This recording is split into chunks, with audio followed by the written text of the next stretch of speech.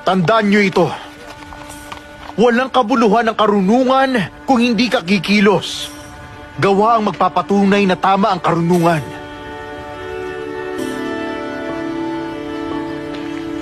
Gaya ng nakikita mong nangyayari sa paligid mo.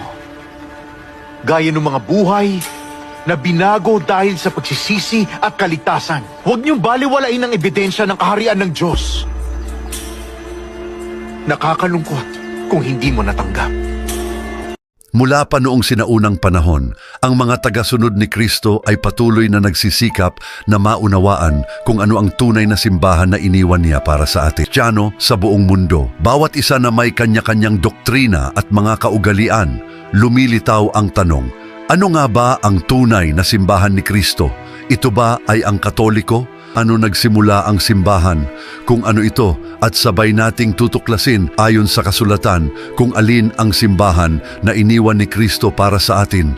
Tara na, balikan natin ang humigit kumulang 2,000 taon na ang nakalilipas at isipin mong naglalakad ka sa mga sinaunang kalye ng Jerusalem kung saan ang init ng pananampalataya at ang halimuyak ng mga pampalasa ay pumupuno sa hangin. Sa makulay at espiritual na tanawing ito, isang bagong konsepto ang lumitaw, isang bagay na magbabago ng tuluyan sa paraan kung paano nag-uugnayan ang mga tao sa Diyos, ang simbahan. Ang salitang simbahan sa kontekstong biblikal ay nagmula sa salitang Griego na ekklesia na nangangahulugang pagtitipon ng mga tinawag palabas. Ibig sabihin nito ay isang pagtitipon ng mga tao, isang grupo ng mga mananampalataya na nagtitipon para sa isang karaniwang layunin. Sumamba sa Diyos, matuto ng higit pa tungkol sa Kanya at mamuhay sa pagkakaisa at pagsunod sa Kanyang mga daan. At nagsimula ang lahat sa isang grupo ng mga karaniwang tao tulad ng mga mangingisda at mga maniningil ng buwis na sumunod kay Jesus ng Nazaret.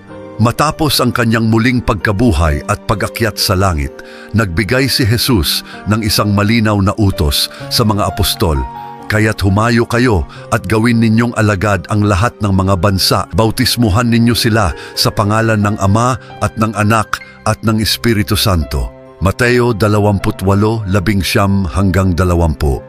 Ang simbahan bilang isang organisadong komunidad ay nagsimula sa araw ng Pentecostes. Ngunit bago pa man, ibinigay na ni Jesus kay Pedro ang pamumuno ng misyon ng pangangaral ng Ebanghelyo. Sa Mateo Kabanata 16, talata 18, sinabi ni Jesus kay Pedro, "At sinasabi ko rin sa iyo na ikaw ay Pedro, at sa ibabaw ng batong ito ay itatayo ko ang aking simbahan, at ang mga pintuan ng impyerno ay hindi mananaig laban sa kanya." At pagkatapos, makalipas ang ilang panahon sa Jerusalem, narinig ng mga apostol ang tunog na tulad ng isang malakas na hangin, at may mga dila ng apoy na bumaba sa kanila. Pinuspos sila ng Espiritu Santo. Si Pedro ay nangaral sa napakaraming tao. Ipinaliwanag ang kaganapan at nagpatotoo tungkol kay Jesus. Humigit kumulang 3,000 tao ang tumanggap ng kanyang mga salita at nabinyagan sa araw na iyon. Mga Gawa, Kabanata 2, talata 41 na nagmarka ng opisyal na kapanganakan ng simbahan. Maraming taon habang ang Kristyanismo ay kumalat sa iba't ibang rehiyon at susuriin natin ang mga punto na nagpapatibay sa kanilang mga pahayag. Simulan natin sa Simbahang Katolika. Ang Simbahang Katolika ay itinuturing na tunay na simbahan ni Kristo batay sa mga paniniwala at tradisyon na nagmula pa noong panahon ng mga apostol. Isa sa mga pangunahing punto ng pahayag na ito ay ang pagpapatuloy ng apostolikong kapangyarihan.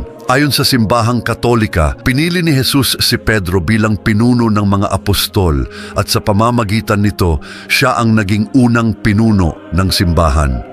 Ikaw ay Pedro, at sa ibabaw ng batong ito ay itatayo ko ang aking simbahan. Ang talatang ito ay tinitingnan bilang ang pundasyon ng pagkapapa at ang patuloy na autoridad ng mga kahalili ni Pedro. Ang tradisyon at ang magisteryo ng simbahan ay mga pangunahing punto rin na nagsasabing sila ay may isang deposito ng pananampalataya na naipasa sa mga henerasyon kabilang ang banal na kasulatan, tradisyon at magisteryo. Ang istrukturang ito ay tinitingnan bilang isang paraan upang mapanatili ang tunay na doktrina Kristiyano at mapanatili ang pagkakaisa ng pananampalataya. Pagkat gayon din ang kanilang ginawa sa mga bulaang propeta.